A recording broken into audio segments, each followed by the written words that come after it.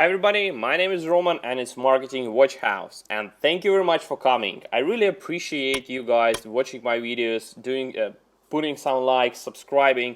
It really helps me to move my channel forward and encourage me to do videos like that. And I really thank you. Thank you very much for helping me doing my product better and better every month, every week, and every day. So today we talk about A/B test, and A/B test is a very confusing thing for everybody who just starting doing advertising or just starting doing some online marketing stuff, because it's like sounds very strange. First of all, let's understand what is test and why we do testing. The thing is, you never can be sure if something that you implement on your site, on your product, or you test or you play with the sales or something like that, anything you change, anything at all in the internet, you can't be sure if people will like it or not.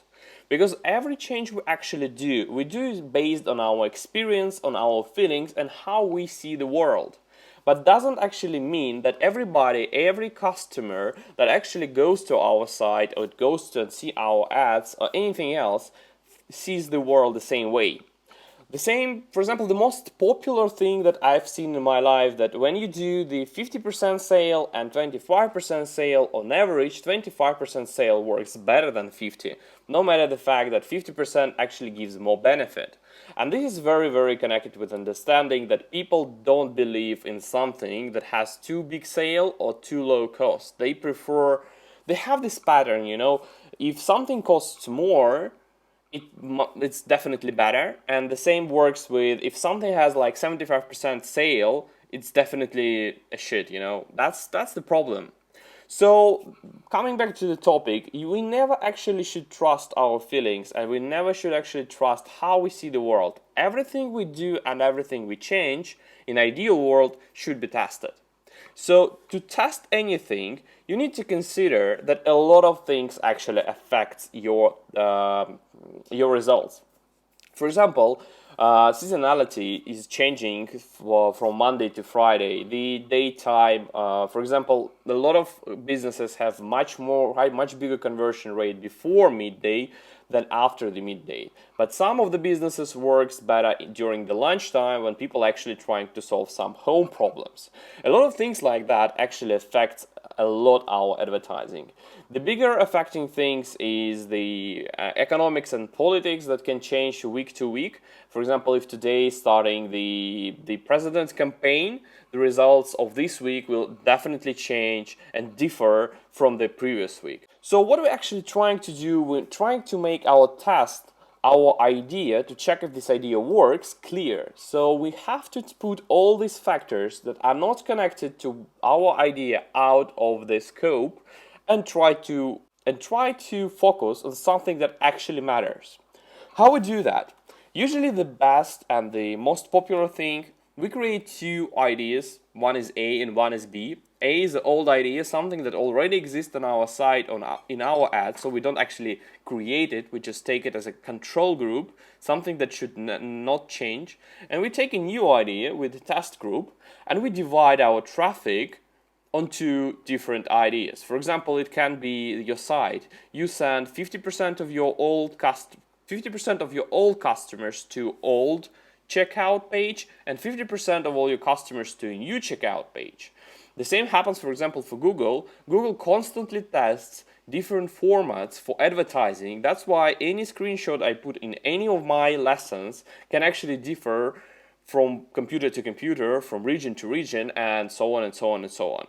So we create two ideas that should ideally have the same time frame, the same day of the weeks, the same keywords, the same regions. We do not test an idea in France to compare it with the results in Italy. It's completely two different regions, and the patterns people actually implement and do and buy something is completely different.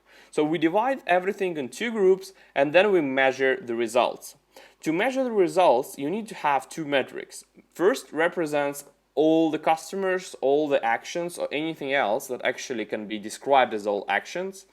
And another metric is actually a result action, something that drives a result. Let's have a look at an example. For example, ad copy. If we create a new ad copy, we put it in the same ad group, we try to see how big a click-through rate is how differ is the click-through rate from old copy to new copy. So all actions that happening for both of the ads are impressions, and something that we are really trying to catch is clicks.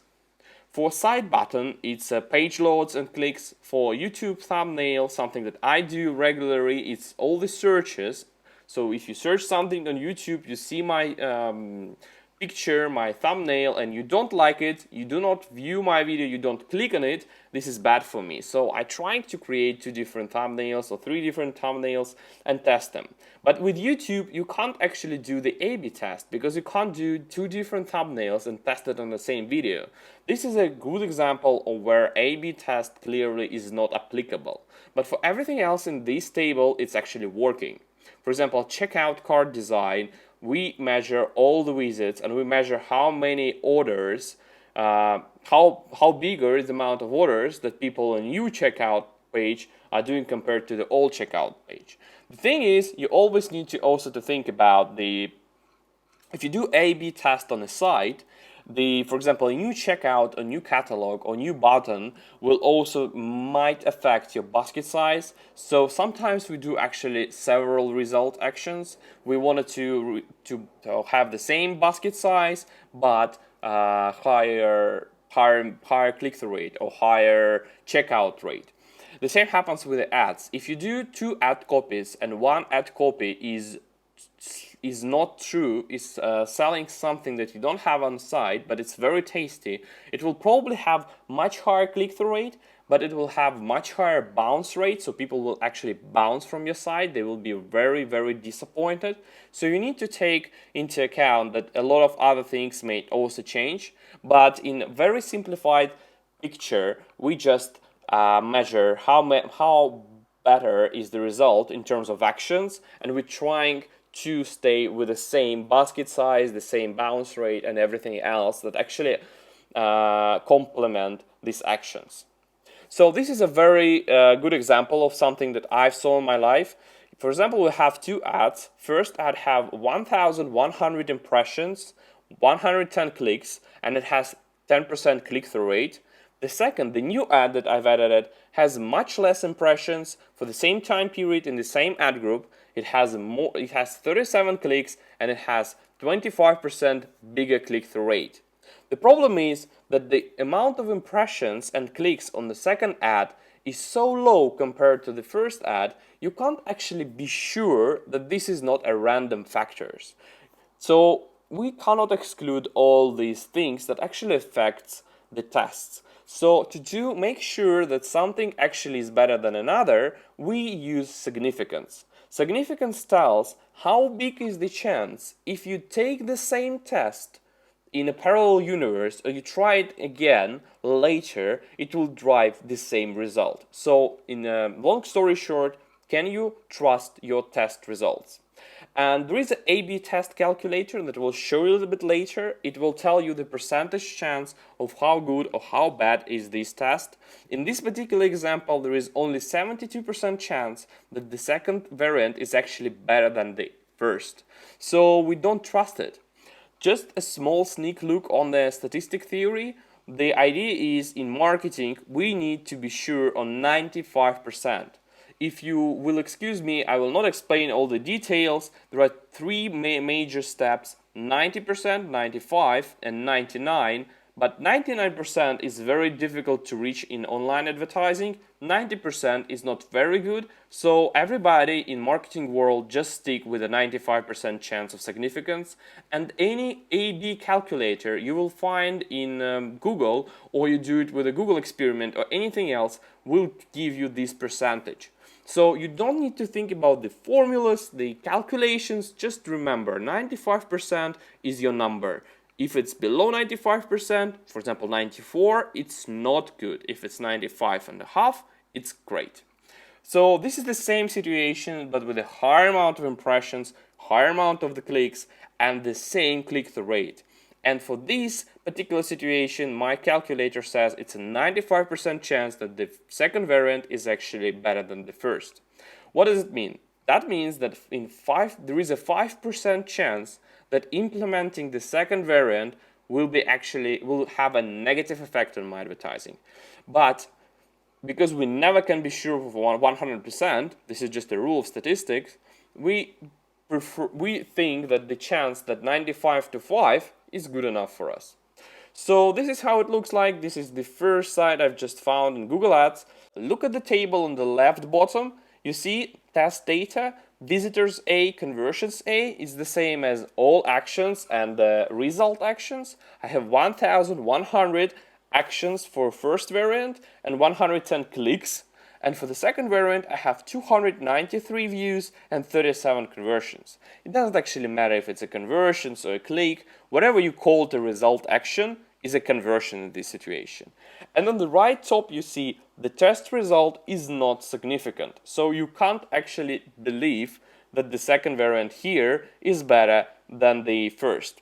So I know it's quite frustrating to test and to do this calculation number for all the tests that you're doing. For example, you add so many ad copies in your ad group sometimes that you can't do it manually for everything. So what people actually do that, if you do some LPS, so landing page or site conversion changing, you always do A/B test calculator. If you do the ad copy changes, you usually trust Google because Google will pick the best ad after something like 28 days automatically. Or you take the first 10 top ad groups, you see the results there and you check it manually, and then you just extrapolate these to all other ad groups. So this is at least quite high significant way of doing the calculations. This is everything I wanted to tell you this time. This is an A/B test. It's a very simple thing, but it will make you a little bit confused for the first several tries. You can you can try a lot of nice tools that allows you to do it all automatically, like Google Experiment or Web Analyzer, or you just Google for them. If you have any questions about that, just ask me in the comments. I will comment and I will give you some more information about that. And if you feel that something was not very clear, please give me the feedback and I will try to improve my lessons in the future. Thank you very much and bye-bye.